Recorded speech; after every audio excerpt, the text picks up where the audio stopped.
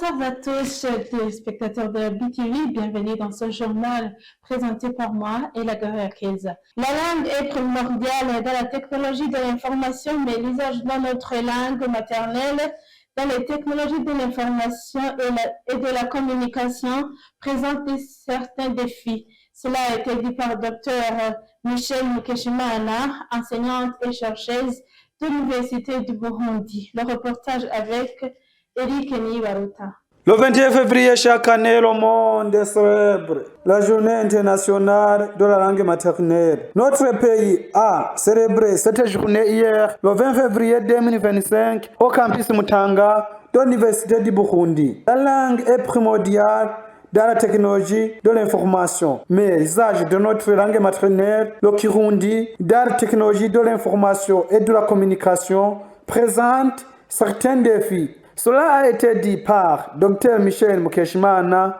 enseignante et chercheuse de l'Université du Burundi.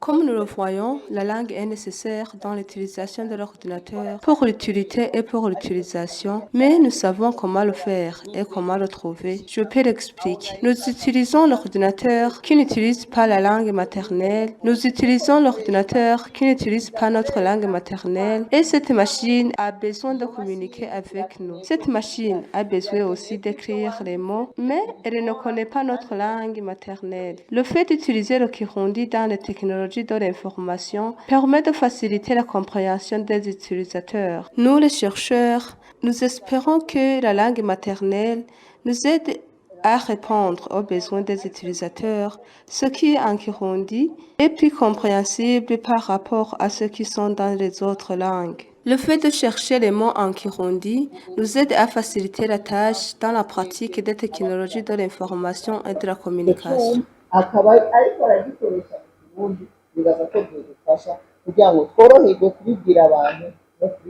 Dr Michel Mukeshimana a noté aussi qu'il y a des logiciels qui utilisent le Kirundi, notamment dans les pratiques de transactions monétaires. Certains logiciels disposent des interfaces qui utilisent le Kirundi.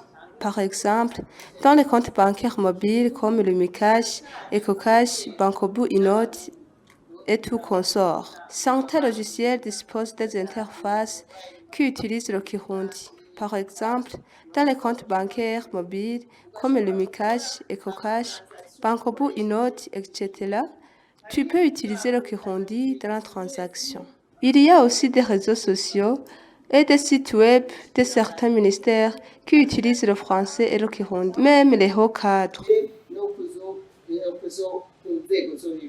Soulignons que cette journée internationale de la langue maternelle a été célébrée au Burundi sur le thème Ikirundi n'ubuhinga bwa none ubwungane bushikana ku iterambere. Le ministre de l'Intérieur, du Développement communautaire et de la Sécurité a soumis un projet concernant l'imposition des taxes aux communes et de l'organisation des communes. Suivez. Le ministre de l'Intérieur, Martin Nintelete, a présenté un projet concernant l'imposition des taxes communales alors qu'il était invité à l'Assemblée nationale. Twararavye rero turagira umwihwezo turaba kungene amafaranga atozwa mu makomine yinjira dusanga ko by'ukuri hariho hamwe bigoyagoya.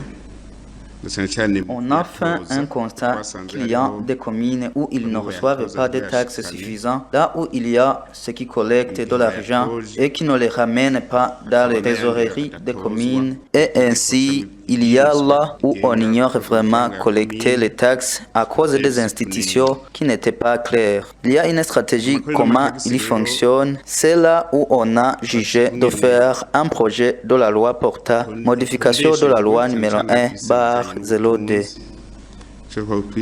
No viabilité financière. Gacha bigira ingaruka mbi rero kubijanye n'ibikorwa abenegihugu baba bakeneye ko amakomine abakorera. Vous saurez qu'une seule commune ne pourra pas manquer au moins 600 millions par an.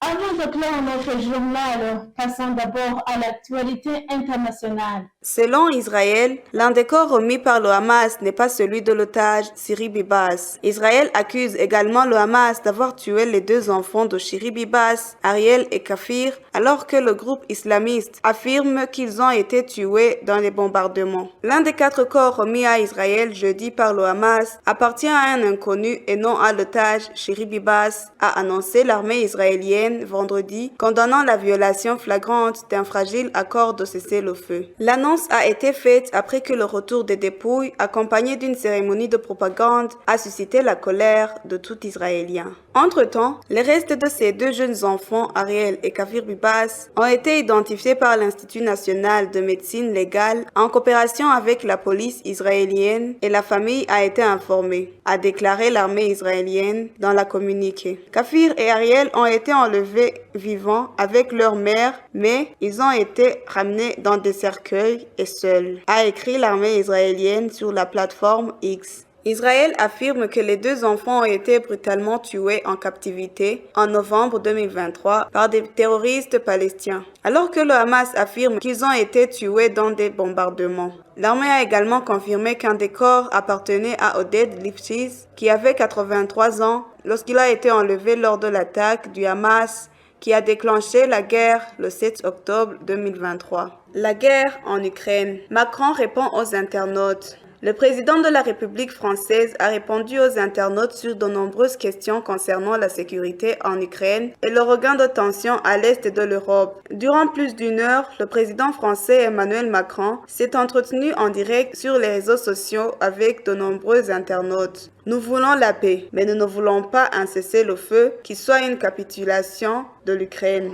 assume-t-il. Question après question, le chef de l'État détaille sa position sur le conflit et établit une priorité pour l'Union européenne. La France, qui consacre aujourd'hui 2% de son produit intérieur brut à sa défense, pourrait aussi augmenter le budget de son armée. Pour ce faire, plusieurs pistes sont à l'étude, comme celle d'un emprunt commun européen. Autre question posée par les internautes, celle de l'envoi de troupes en Ukraine. Emmanuel Macron n'y compte pas. Ce que nous envisageons plutôt, c'est d'envoyer des forces pour garantir la paix une fois celle-ci négociée et signée.